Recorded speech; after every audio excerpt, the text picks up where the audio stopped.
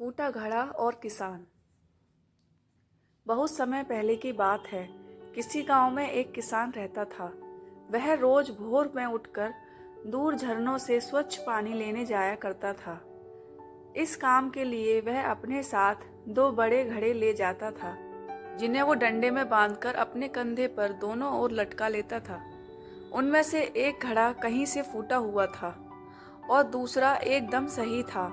इस वजह से रोज घर पहुंचते पहुंचते किसान के पास 1.5 घड़ा पानी ही बच पाता था। ऐसा 2 साल से चल रहा था।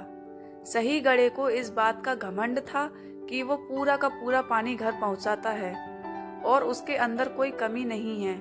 वहीं दूसरी तरफ फूटा घड़ा इस बात से शर्मिंदा रहता था कि वो आधा पानी ही घर पहुंचा पाता है और किसान की मेहनत बेकार चली जाती है। फूटा घड़ा यह सब सोचकर बहुत परेशान रहने लगा और एक दिन उससे रहा नहीं गया। उसने किसान से कहा, मैं खुद पर शर्मिंदा हूँ और आपसे क्षमा मांगना चाहता हूँ। किसान ने पूछा, क्यों? तुम किस बात से शर्मिंदा हो? शायद आप नहीं जानते, पर मैं एक जगह से फूटा हुआ हूँ और पिछले 2 सालों से मुझे जितना पानी घर पहुँचाना चाहिए था, बस उसका आधा ही पहुँचा पाया हूँ। मेरे अंदर ये बहुत बड़ी कमी है और इस वजह से आपकी मेहनत बर्बाद हो रही है। फूटे घड़े ने दुखी होते हुए कहा।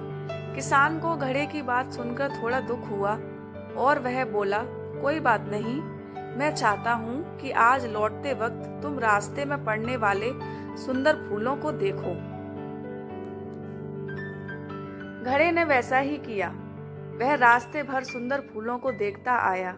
ऐसा करने से उसकी उदासी कुछ दूर हुई, पर घर पहुंचते पहुंचते फिर उसके अंदर से आधा पानी गिर चुका था।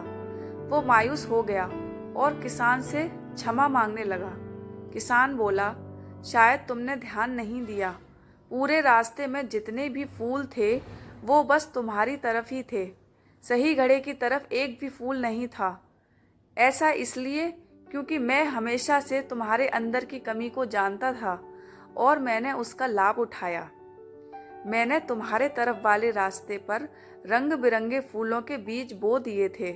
तुम रोज थोड़ा थोड़ा करके उन्हें सींचते रहे और पूरे रास्ते को इतना खूबसूरत बना दिया। आज तुम्हारी वजह से ही मैं इन फूलों को भगवान को अर्पित कर पाता हूँ और अपना घर सुंदर बना पाता हूँ। तुम ही सोचो, अगर तुम जैसे हो वैसे नहीं होते तो भला क्या मैं ये सब कुछ कर पाता?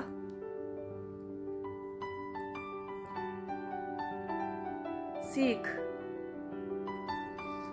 हम सभी के अंदर कोई ना कोई कमी होती है, पर यही कमियां हमें अनोखा बनाती हैं। उस किसान की तरह हमें भी हर किसी को वो जैसा है वैसा ही स्वीकारना चाहिए और उसकी अच्छाई की तरफ ध्यान देना चाहिए।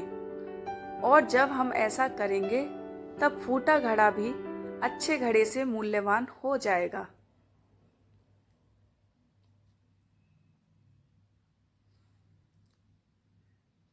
तो फ्रेंड्स, वीडियो अच्छी लगी हो तो प्लीज़ लाइक करना और मेरे चैनल को सब्सक्राइब करना।